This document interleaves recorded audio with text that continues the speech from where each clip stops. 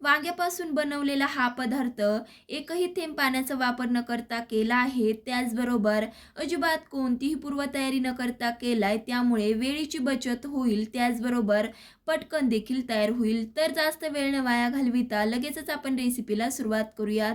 तर त्यासाठी काय करायचं, पाव किलो वांगे घ्यायचे. वांगे घेता वेळेस जास्त देखील मोठे घ्यायचे नाही किंवा छोटे देखील नाही. आता हे घेतलेले वांगे अशा पद्धतीने चिरायचे. आता नंतर काय करायचं, एका भांड्यात अर्धा वाटी दाण्याचा कूट घ्यायचा आहे. सोबतच यामध्ये बाकीचं साहित्य घालूया. त्यामध्ये घालायचंय अर्धा चमचा लाल तिखट.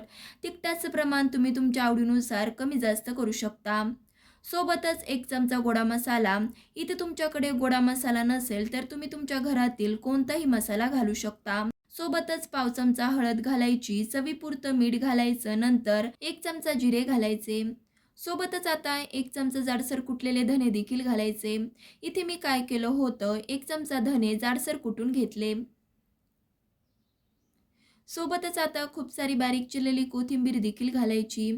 आता आपल्या मसाल्याला बाइंडिंग येण्यासाठी त्याचबरोबर वांग्यामध्ये भरलेला मसाला सुटू नये म्हणून अर्धा पळी कच्चं तेल घालायचं. आता घातलेलं सगळं साहित्य हाताने छान असं एकजीव करायचं. नंतर लगेचच एक एक करून वांग्यांमध्ये हा मसाला भरायचा. वांग्यांमध्ये मसाला भरता वेळेस एक गोष्ट लक्षात ठेवायची की अंगठ्याच्या साहाय्याने प्रेस करून वांग्यामध्ये मसाला भरायचा, जेणेकरून ज्यावेळेस आपण वांगे परतवू त्यावेळेस वांग्यांमधून मसाला सुटणार नाही.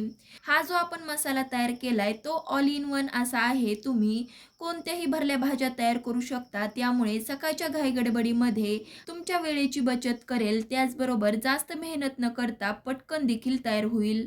त्यामुळे तुम्ही कधी हा मसाला करताय ते तर कमेंट करून सांगा. त्याचबरोबर आणखी कोणत्या रेसिपीज पाहायला आवडतील त्या सुद्धा सांगा. बघू शकतायत सगळ्या वांग्यांमध्ये मसाला भरून घेतला आहे. लगेचच पुढची कृती करू. तर त्यासाठी काय करायचं, गॅसवरती कढई गरम करत ठेवायची. कढई हलकीशी अशी गरम झाली की लगेचच आपल्याला ह्यामध्ये 2 पळी तेल गरम करायचे.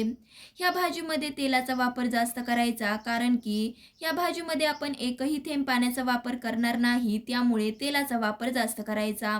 तेल हलकंसं असं गरम झालं की लगेचच 1 चमचा मोहरी घालून तडतडू देऊ. मोहरी नीट तडतडली की लगेचच आपण ह्यामध्ये भरून घेतलेले वांगे, त्याचबरोबर जो वांगे भरून उरलेला मसाला होता तो देखील घालायचा, जेणेकरून वांगे परतून घेता वेळेसच मसाला देखील परतला जाईल. वांगे आणि मसाला घालून झाला की लगेचच सतत हलवत हलवत 2 ते 3 मिनिटं वांगे आणि मसाला परतवून घ्यायचा आहे.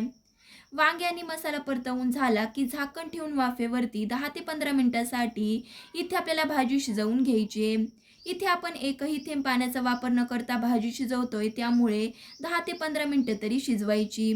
10 ते 15 मिनिटानंतर झाकण काढून बघू शकताय मस्तपैकी वाफेवरती जरी आपण हे खारं वांगं शिजवलंय तरी सुद्धा मस्तपैकी शिजलंय. आता गॅस बंद करून लगेचच तयार झालेलं खारं वांगं चपातीबरोबर, भाकरीबरोबर किंवा भाताबरोबर खाऊ शकता.